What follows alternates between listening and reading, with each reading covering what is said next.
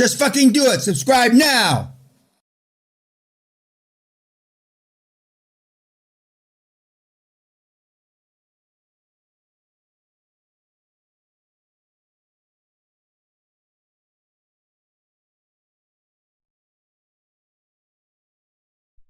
Six days a week because I overdose on everything. If you're supposed to take 5,000 vitamin C, I take 25,000. If you're supposed to take 20,000 units of vitamin D, I take 60,000. So everything is mega dose, but I only do it 5 or 6 days a week. Today's my day off, and this is just my traveling pills. But there's so many pills, if you take them all at once, it fills up your stomach. You're not hungry. That's how many pills there are. We got a bunch of emails in from the Meatheads. I told you, this is like a mousetrap. When they see all you also-rans, they become more boisterous.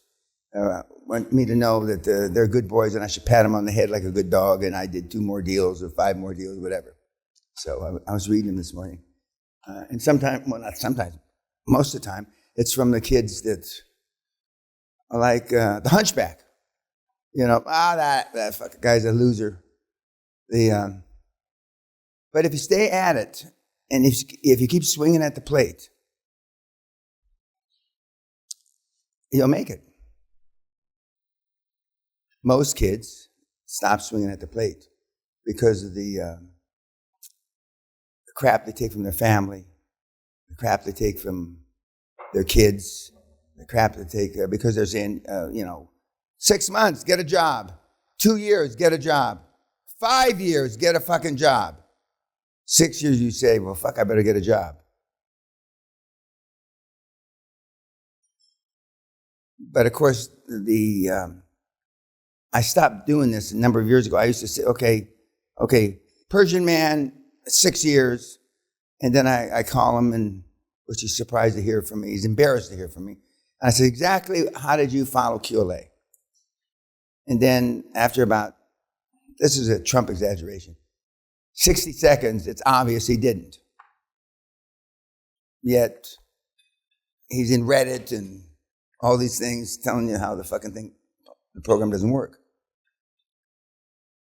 You can be assured 1,000% of the time when they say it doesn't work, it didn't work because they didn't work the program right. We've never had anybody that has, even, the people that are slow. We've got guys with, literally, I use the example 80 IQ, 180 IQ, because we've had guys 70, 80 IQ that made it work. They're borderline retarded. I think if you don't have 140 IQ, you're retarded. But borderline retarded. And I've gotten it done. And when you practice, I heard a couple of the guys that were disabled or disadvantaged, or special needs. Isn't that what you say now? Make it sound better? Special needs. Fuck you and your special needs. Anyway, I had them tape what they say to the people. Hi, my name's Dan. What's yours? Have you ever considered selling your business? And they still do deals.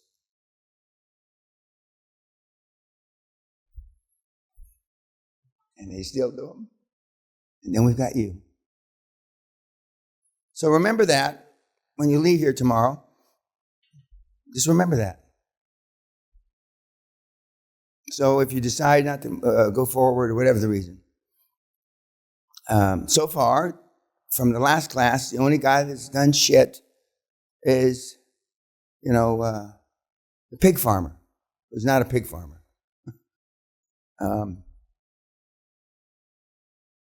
I've had a couple of emails. I'm getting ready to pull the trigger. I've just loaded the chamber. What does that tell you, the person that wrote that? Not just one, a few. What's that say? about the person. Yes, sir, in the back. He wants to be liked. Of course he does. He wants to be liked by me. We had another one that attended the same group who asked, she said, I'm sure most of this is in the gig, but I'd like a bunch of shit updated to 2020.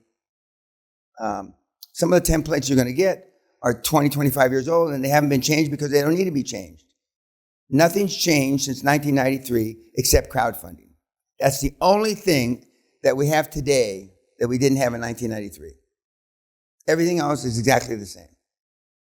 Except now we've got a lot more money floating around, they call it liquidity. We have a lot more liquidity. We have a couple $1 trillion more liquidity than we did in 1993.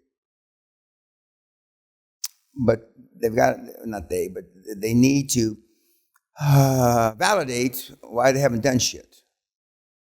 We're going to talk about government stuff in a little while. Normally I do it, in the second hour to the end. But I talked to one of you yesterday that made me think that maybe I should spend a little more time on it than I would normally. Now, you saw Mr. Carnegie last night, my virtual mentor. What are some of the comments or takeaways of the old bastard? Yes, sir, in the back.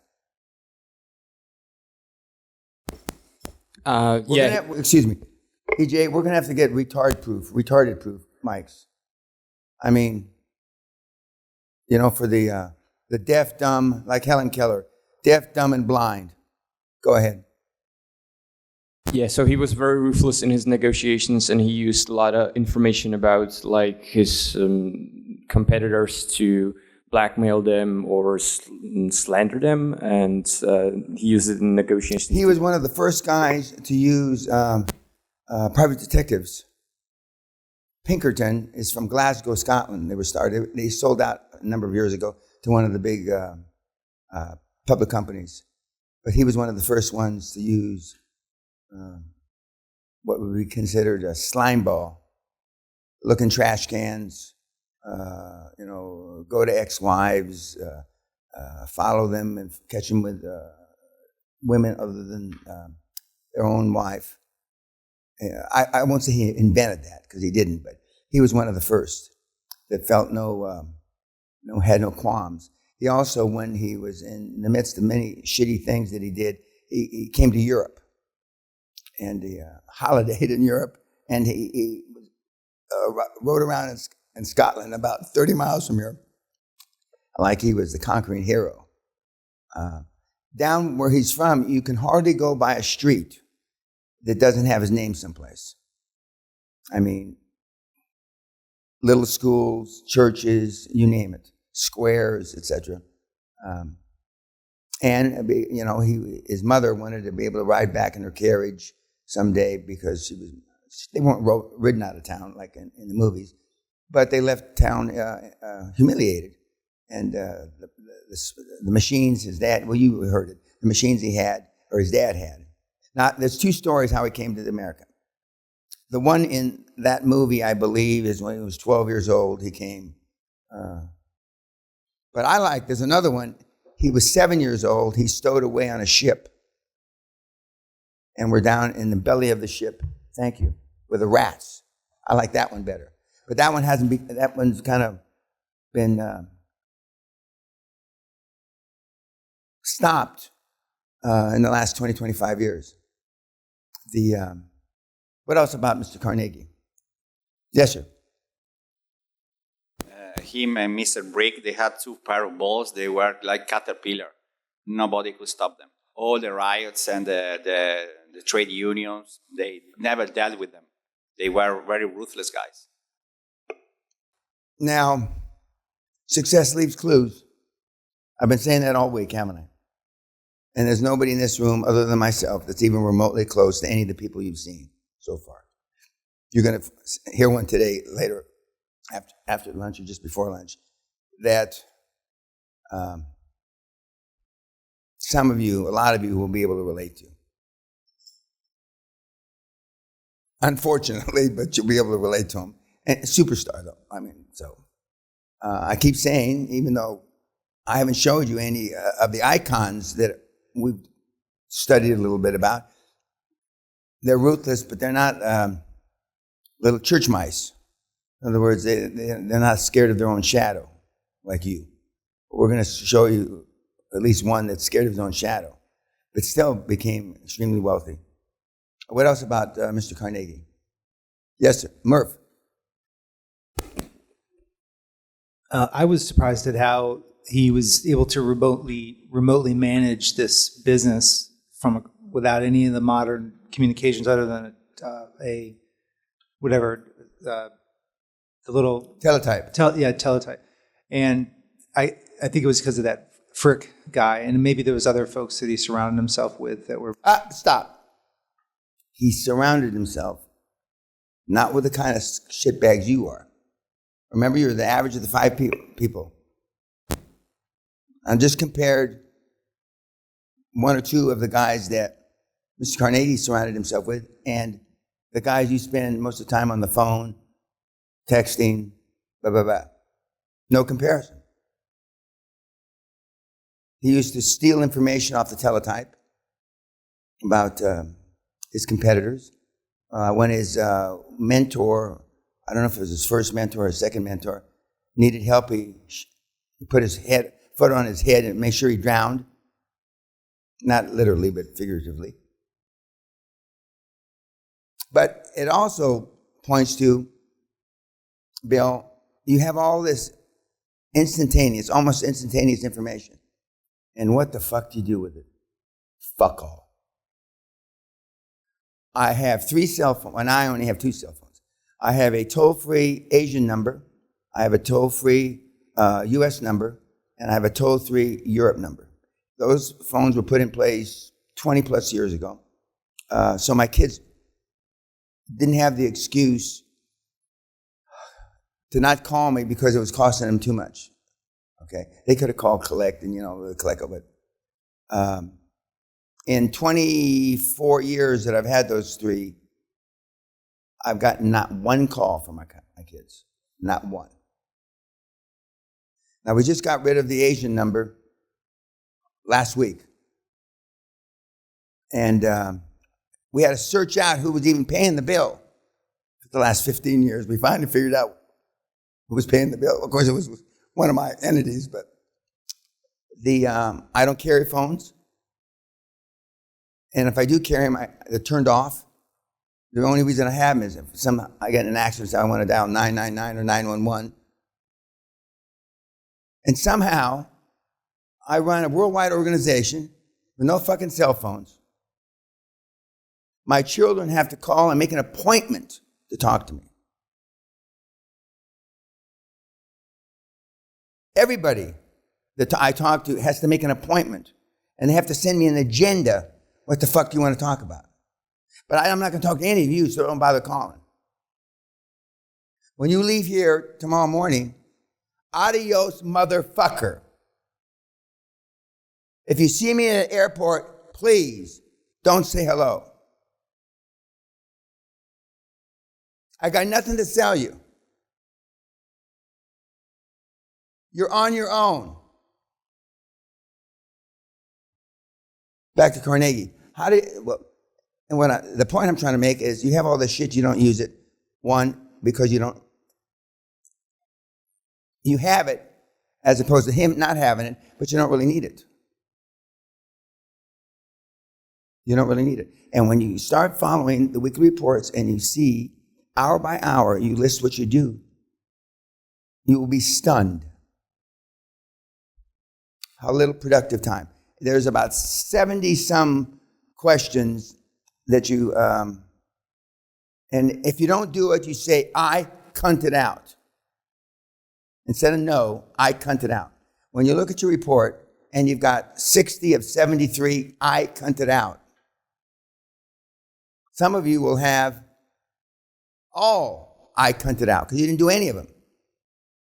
And you'll I can see you're already trying to rationalize, well, he must not mean this, he must not mean this. And you wonder why you didn't do a deal. It's because remember, what's the highest performance thing you did? Your partner, your siblings, your mother, your father, and when it's fuck all, the same with the report. I didn't do any of those things. How could I ever imagine that I'm going to be able to do a deal? What else about Mr. Carnegie? Yes, sir. He never paid any dividends to the shareholders, even though... Fuck the shareholders. Yeah. I can relate to that. He was reinvesting the whole money in... Well, no, I don't know about that part, but fuck the shareholders. And do you think that the CEOs and really care about the shareholders? Only in recent years do they care because there's such shit about it now, and for the last 15, 20 years, where shareholders' rights and that kind of thing, you don't steal from the shareholders, but I mean, you're not, if you think that these guys are interested in their fucking opinion, you're crazy. They couldn't give a fuck less. I was the first person, allegedly, back in the day, to pay himself $1 million for a public company CEO. I got notes, calls from all the big guys from the 80s that were based here in the UK. Thanks, Dan. You broke open the ceiling for us. And they went from like 800,000 to 8 million in compensation. What else about Mr. Carnegie? Yes, sir. At the young age, when he was working as a messenger with Telegram, he has opportunity to see the rich people. Yeah. He was surrounding himself with where he wanted to be. He was in a form smelling the leather. I remember as a young army officer going to the embassies and seeing not just general officers and admirals and stuff, but ambassadors and rich people. Because in Europe, if you're an ambassador, you're normally wealthy. In the United States, the only place they make you an ambassador when you're fucking poor. And an ambassadorship is repayment for something you did politically for their party, etc. I saw all these people driving up in limousines, etc. I go, fuck, this is what I need to be. This is where I need to be. And I told you that I'd never seen a million. I'd never heard the word growing up a million. Never. And I walked into the Ramstein Officers Club, which is one of the great officers clubs, even today. They don't have officers club now because they allow enlisted men to mix with officers, which I think is wrong. I don't think I know it's wrong. But I walk into the Ramstein Officers Club, and I see a guy that I know, and at the bar, they're 3 deep, just ordering drinks, like, which, and the senior officers were sitting over here, and I said, well, why is everybody drinking so hard? And he says, Captain so-and-so inherited $1,400,000. I thought, oh, fuck. And drinks in those days, 15 cents, 25, 50, 75 cents. Okay. This was 1967, 68. And I said, could you write down $1,400,000 on a napkin for me? I still remember him doing it. And how, napkins are a little wet, and so the letters kind of smudged because 1,400,000. That is the first time I'm a 21-year-old young Army officer that I'd ever seen a million written down. And of course I said, well, then I better drink up. I didn't, we might run out of money here. Of course, we weren't gonna. I think his total bar bill was like 15 grand. I mean, this is drinking 3 drinks a minute. Bomb. I mean, like in a college fraternity deal. They were just guzzling it down. A few weeks later, I won an award for, they didn't call it IT, computer. I figured out a way to save $3 million over 10 years, the way we handled our computers. And the computers in those days were big, huge, looked like cars. Now, for somebody that's not tech, how I came up with that idea, I have no idea. but it was about moving them. We used to use all the computers that backed up NATO were on a train. So we were constantly moving them 24/7 around Europe, Western Europe, free Europe. And invariably, when they were on the train, they'd get knocked out of whack because they're going over tracks. So I came up with an idea that we would insulate, instead of having to have the computer guys, which weren't called computer guys in those days, readjust the fucking things, when they were sitting for 2 hours. And so I got an award. And that award was a war bond. They used to call them war bonds. I don't know if they call them war bonds now. And so and there's some pictures on my website of me accepting this award from this general officer. So I'm at the Officers Club now, back in my own base, and I'm drinking at the bar, and I have a two-star general, General Vaughn, on this side of me, and a one-star general, Roy Atterbury. He's the one that used to call me a wetback Mexican, sorry piece of shit. The Army's a sorry fucking place where a wetback Mexican like you can become an officer in this man's Army. Okay. He didn't even know my mother was illegal alien. Otherwise, he was from Texas. He would have really got off of me then. So General Vaughn says, Danny, you ought to buy the drinks for us. Now, when a two-star general tells a first lieutenant that he should buy the drinks, you buy the drinks and you find out why later. So after I bought a couple of drinks, I said, General Vaughn, why should I buy the drinks? Normally, you wouldn't even ask. You guys wouldn't even ask why. But I asked. And he said, well, that big money award we gave you, the Army gave you a couple of weeks ago. And I said, General Vaughn, with the greatest respect, that was a $50 war bond. If I keep it 30 years, it's worth $50. Right now, it's worth about $6.75. And then he said the magic words. A young man like you could get rich in the civilian world. And a bulb went off over my head, like in a cartoon. Rich, civilian world, Danny Peña. Fuck. I was out of the Army in 6 months. Otherwise, I would have retired as senior officer. I was out of the Army in 6 months because I connected the dots. Unlike you, meatheads, you'd be still spreadsheeting that comment. You'd be, and I've always pulled the trigger, whether it was jumping on a pair of tits or a deal. I always was willing to take the risk to pull the trigger. I was out of the Army in 6 months because I was just looking at my military file because I was requested to stay in as a 5%er, meaning I was in the top 5%. And so I got out of the Army, and I tell you, you don't need to go to university. The only reason I finished college after flunking out so many times is that my mother, nobody had ever gone to college in her side of the family, which was not a good reason. I should have not, because, it took me 2.5 years to finish a 4-year degree. What else about Mr. Carnegie? Okay. Yes, sir. He knew what it's like to be poor. Yeah, some of you think you were poor. You weren't poor. As Sally would say, you fuckers lived in the lap of luxury. Sally lived in a caravan. 6 people in a caravan, which is a miniature mobile home. The caravan was not as long as this platform. 6 people. Sally's mother says Sally can't remember, shouldn't be able to remember. Sally can tell you what the curtains look like,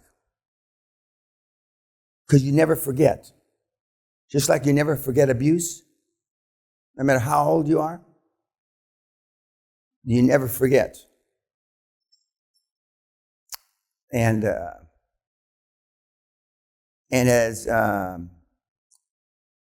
Carnegie said, the worst thing you can do is leave your children with money. And that's not that's one of the reasons why our kids aren't going to get any money from us. And we're just going to, rather than give it to the kids, I'll burn it.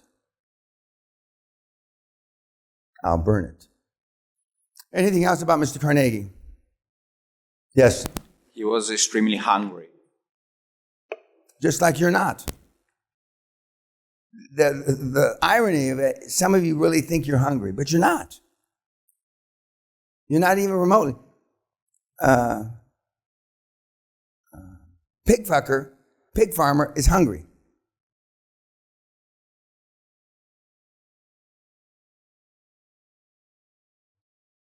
The real hungry people have already started building their boards. Not in this room. You don't know what hungry is.